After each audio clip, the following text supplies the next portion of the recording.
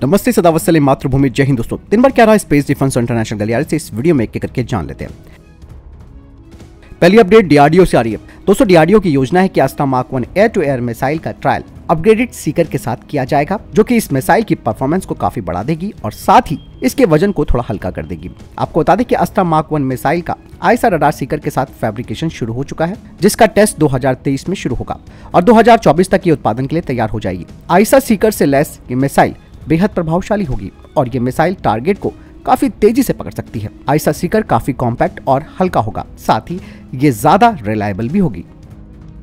बढ़ते हैं अगली अपडेट की तरफ। दोस्तों, भारतीय नौसेना ने एक रिक्वेस्ट फॉर प्रपोजल जारी किया है स्वदेशी रूप से डिजाइन और निर्मित high capacity lithium ion battery के एक सेट के लिए, जिसे कि पहली कैलवरी क्लास की पनडुब्बी के ऑन बोर्ड पर फिट किया जाएगा 2025 में इसकी रिफिटिंग के दौरान। वहीं जो कंटेंडिंग कंपनीज हैं उन्हें अपने बैटरी पैक का प्रदर्शन करना होगा स्केल्ड वातावरण में, उसी के बाद कॉन्ट्रैक्ट दिया जाएगा। दोस्तों, कैलवरी क्लास की पनडुब्बी पर लिथियम आयन बैटरी सिस्टम के लग जाने से ये पनडुब्बी ज्यादा समय तक पानी के नीचे रह सकती है और लिथियम आयन बैटरी का जो सर्विस लाइफ है वो भी काफी ज्यादा होती है और इसके लिए मेंटेनेंस की जरूरत भी कम पड़ती है। दोस्तों, आपको बता दें कि लिथियम आयन बैटरी का क्या फायदा और मिल सकता है। दरअसल दोस्तों, मौजूदा जो लेड एसिड बैटरियां होती हैं उनकी तुलना में लिथियम आयन बैटरियों पर ज्यादा भरोसा किया जा सकता है और ये कुछ हद तक एआईपी की आवश्यकता को भी कम कर देती है।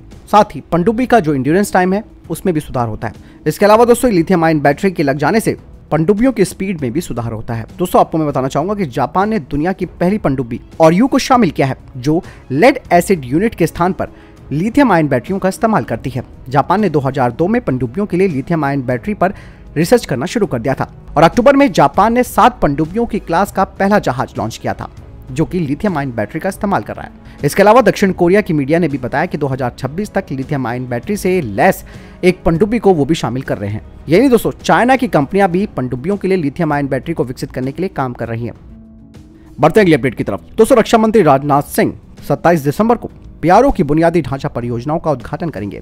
इनकी लागत करीबन 700 करोड़ रुपए से अधिक की होगी। इन 28 परियोजनाओं में से 4 केंद्र शासित प्रदेश जम्मू और कश्मीर में, 8 लद्दाख में, 2 राजस्थान में और 3 पंजाब और उत्तराखंड में हैं। इन नई परियोजनाओं के साथ बीआरओ इस साल 103 बुनियादी ढांचा परियोजनाओं को पूरा करेगा। इन नई परियोजनाओं में रणनीतिक दुर्बुक दौलत बेग ओल्डी रोड की विभिन्न जगहों पर 5 पुल हैं और रामबन ओल्ड अलाइनमेंट पर 240 फीट झूला सस्पेंशन ब्रिज और लद्दाख में डीबीओ के करीब दूरस्थ स्थान पर एक टेलीमेडिसिन नोड भी शामिल है। लद्दाख में बने पुल रणनीतिक रूप से काफी महत्वपूर्ण है। वह महत्वपूर्ण गलवान घाटी सहित काराकोरम रेंज और लद्दाख के अग्रिम क्षेत्रों में सैनिकों, भारी उपकरणों और मशीनीकृत वाहनों को तुरंत उपलब्ध कराने में भी सहायक होंगे। बढ़ते हैं अगली अपडेट की तरफ। दोस्तों, भारतीय वायुसेना S-400 की 2 स्क्वाड्रंस को ऑपरेट करने शुरू कर चुकी है और कई एक्सरसाइज में इसका इस्तेमाल भी किया गया है। अब ये कहा जा रहा है कि रशिया भारत को S-400 की 3री स्क्वाड्रन भेजने जा रहा है जनवरी 2023 से और कहा जा रहा है कि सभी 5 स्क्वाड्रंस 2023 के अंत तक भारत को मिल सकती हैं। लेकिन यहाँ पर एक समस्या और आ रही है। जिस तरीके से रशिया पर इंटरनेशनल सैंक्शंस लगे हैं, इससे फाइनेंशियल ट्रांजेक्शन देने में काफी दिक्कतें आ रही हैं। बढ़ते अगले अपडेट की तरफ। दोस्तों, भारत न केवल चीन बल्कि पाकिस्तान के साथ भी अपनी सीमा को और मजबूत कर रहा है और ऐसे में अब LOC पर भी भारत ने अपने बुनियादी ढांचे में विकास करना शुरू कर दिया है। सेना के अधिकारियों ने बताया कि भारत और पाकिस्तान के बीच 2021 में सैन्य संघर्ष विराम की घोषणा के बाद से ही भारतीय सुरक्षा एजेंसियों ने पाकिस्तान से लगी अंतर्राष्ट्रीय सीमा पर सेना के टैंकों के लिए रैंप बनाने और BSF के बंकरों को मजबूत करने सहित रक्षा बुनियादी ढांचों में कई बड़े सुधार किए हैं। साथ ही ये भी कहा जा रहा है कि बुनियादी ढांचे के पुनर्निर्माण और कुछ नए निर्माण का पहला चरण हाल ही में पूरा भी हो गया है। इसके अलावा BSF के अधिकारियों ने कहा कि जम्मू क्षेत्र में सीमा चौकियों तक पहुंचने के लिए BSF के जवानों के वाहनों द्वारा उपयोग किए जाने वाले कच्चे रास्ते को समतल करने का काम भी किया जा रहा है। बढ़ते हैं अगली अपडेट की तरफ। दोस्तों, भारत सरकार की इंपोर्ट लिस्ट के अनुसार भारतीय सेना ने कुछ संख्या में tracked hybrid modular infantry system यानी कि थिमिस अनमैन्ड ग्राउंड व्हीकल्स की खरीद की है एस्टोनिया आधारित मिलिनियम रोबोटिक्स से। थिमिस कॉम्बैक्ट UGV यानी कि अनमैन्ड ग्राउंड व्हीकल युद्धाभ्यास बलों के लिए फायर सपोर्ट प्रदान करता है और ये एक फोर्स मल्टीप्लायर के रूप में भी कार्य करता है और इसमें एक integrated self stabilising remote control weapon system है, जिससे कि ये दिन और रात एक बड़े क्षेत्र में अपनी भूमिका को निभा सकता है। साथ ही ये जवानों की प्रोटेक्शन और सर्वाइविलिटी को भी बढ़ाएगा। ये जो कॉम्बैक्ट UGV है, इसमें लाइट और हैवी मशीन गन लगाई गई है। साथ ही इसमें 40 mm का ग्रेनेड लॉन्चर है और 30 mm के ऑटो कैनन और एंटी टैंक मिसाइल सिस्टम भी लगा है। इसके अलावा थिमिस UGV का इस्तेमाल advance multi sensor intelligence gathering क्षमताओं के लिए भी किया जा सकता है, जिससे कि ये सिचुएशनल अवेयरनेस को भी प्रदान करेगा। बढ़ते अगले अपडेट की तरफ। दोस्तों आज पूर्व प्रधानमंत्री श्री अटल बिहारी वाजपेयी जी की जयंती है और इस दिन को सुशासन दिवस के तौर पर मनाया जा रहा है। हर साल 25 दिसंबर का दिन लोगों के प्रति सरकार की जवाबदेही सुनिश्चित करने के लिए सुशासन दिवस के रूप में मनाया जाता है। पूर्व प्रधानमंत्री अटल बिहारी वाजपेयी की देशभक्ति, उनकी कर्तव्यपरायणता और समर्पण राष्ट्र की सेवा करने वाले लोगों को हमेशा प्रेरित करता रहेगा। बढ़ते अगले अपडेट की तरफ। दोस्तों तुर्की की रक्षा कंपनी टर्किश एरोस्पेस इंडस्ट्रीज ने कहा है कि वो 2023 की शुरुआत में अनका 3 के प्रोटोटाइप का खुलासा करेगी, जो कि एक स्टेल्थी कॉम्बैक्ट ड्रोन होगा जो कि 1.5 टन के हथियार पेलोड ले जा सकता है अपने इंटरनल वेपन वे में और साथ ही साथ अपने पंखों पर भी। अंका 3 में किजलिमा के समान स्पेसिफिकेशंस हो सकती हैं और अंका 3 एक जेट इंजन के द्वारा ऑपरेट होगा और इसका टेल लेस स्ट्रक्चर इसे रडार में इनविजिबल बनाने में मदद करेगा और यानी इसी के आधार पर तुर्की अपनी 6ठी पीढ़ी के लड़ाकू विमान को भी विकसित करने की बात कह रहा है। बढ़ते अगले अपडेट की तरफ। दोस्तों अभी हाल ही में चाइना के J-20 5th generation fighter jet की कुछ तस्वीरें सामने आई हैं, जिसमें कि चाइना का ये जो J-20 है जिसका सीरियल नंबर 2051 है वो सामने आया है। इसमें देखा जा सकता है कि चाइना ने इसके डिजाइन में कुछ परिवर्तन भी किया है, जिसमें कि एक बेहतर लोअर प्रोफाइल और मच फ्लैटर कैनोपी है जो एयरक्राफ्ट के रडार सिग्नेचर को बेहतर करेगी और साथ ही इसके एयरफ्रेम एरोडायनेमिक को। वहीं डिफेंस एक्सपर्ट्स का कहना है कि चाइना ने इस फाइटर जेट पर WS-15 इंजन को ही लगाया है और ये नहीं, चीन वर्तमान में 200 J-20 फाइटर जेट्स को तैयार कर रहा है और जो पहले के बने हुए J-20 फाइटर जेट्स हैं उनमें परिवर्तन किए जाएंगे, उनके डिजाइन में, उनके एयरफ्रेम और एवियोनिक्स में।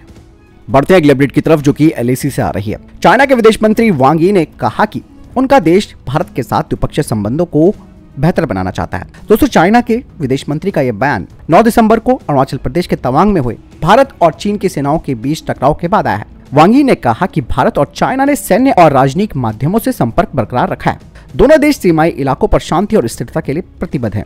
वैसे बोलने वाली बात है दोस्तों, चाइना सिर्फ अपनी इमेज को सुधारना चाहता है अंतर्राष्ट्रीय स्तर पर।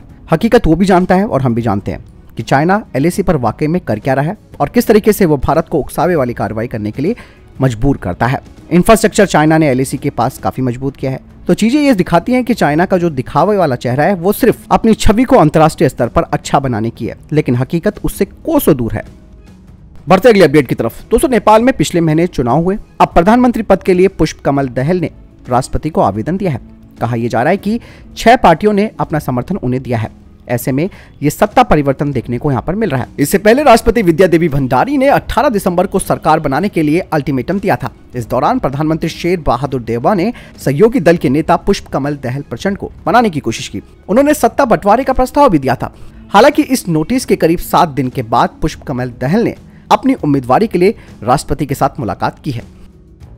बढ़ते अगले अपडेट की तरफ। दोस्तों भारतीय सेना ने घाटी को दहलाने के लिए आतंकवादियों के मंसूबों पर पानी फेर दिया है। भारतीय सेना ने कश्मीर के उरी सेक्टर में बड़ी संख्या में हथियार बरामद किए हैं।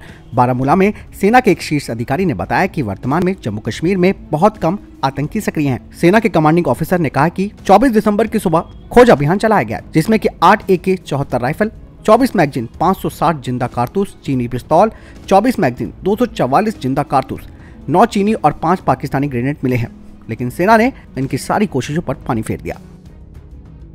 बढ़ते अगले अपडेट की तरफ जो कि अमेरिका का पाकिस्तान प्रेम को लेकर आ रही है।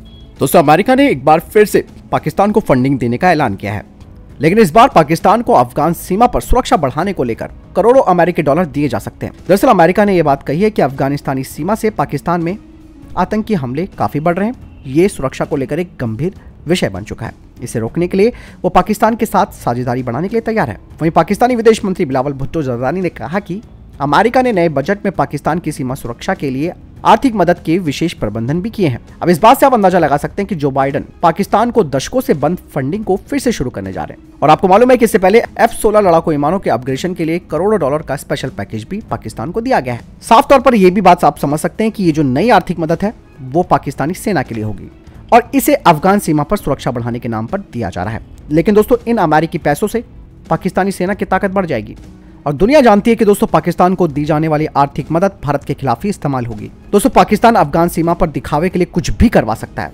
लेकिन उसका मकसद तो असली भारत को टारगेट करना है। पाकिस्तान की सेना ये बात भी जानती है कि तालिबान का उनसे कोई मुकाबला नहीं है।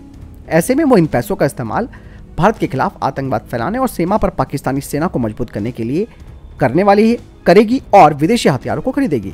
और ये जो पाकिस्तानी सेना के नए प्रमुख हैं असीम मुनीर, ये पहले से ही आतंकवादियों से अपनी नजदीकियों को लेकर चर्चाओं में भी रहे। उन्हें पाकिस्तान में मुल्ला जनरल के नाम से जाना जाता है। ऐसे में आर्थिक सहायता आप समझ सकते हैं कि भारत के लिए एक बड़ी टेंशन है। इस आतंकवादी संगठन के नाम पर अमेरिका ने पाकिस्तान को फंडिंग देने का ऐलान किया है। इसके बदले वो पाकिस्तान की जमीन का इस्तेमाल अफगानिस्तान में सर्विलांस और हमले के लिए कर सकता है। पाकिस्तानी खुफिया एजेंसी ISI अफगान तालिबान को लेकर कई गुप्त सूचनाएं भी अमेरिका को उपलब्ध करवा सकती है। ऐसे में अमेरिका जब चाहे अफगान की सीमा पर हमला भी कर सकता है। तो चीजें साफ है, टेंशन भारत के लिए ही है। तो फिलहाल के लिए दोस्तों ये थे अभी तक के टॉप डिफेंस और स्पेस अपडेट। वीडियो के संबंध में कोई प्रश्न जवाब या आपका कोई सवाल है कमेंट सेक्शन में लिखकर जरूर पूछ सकते हैं। वीडियो को लाइक और शेयर जरूर कीजिएगा, चैनल सब्सक्राइब भी जरूर कीजिएगा। जय हिंद, वंदे मातरम।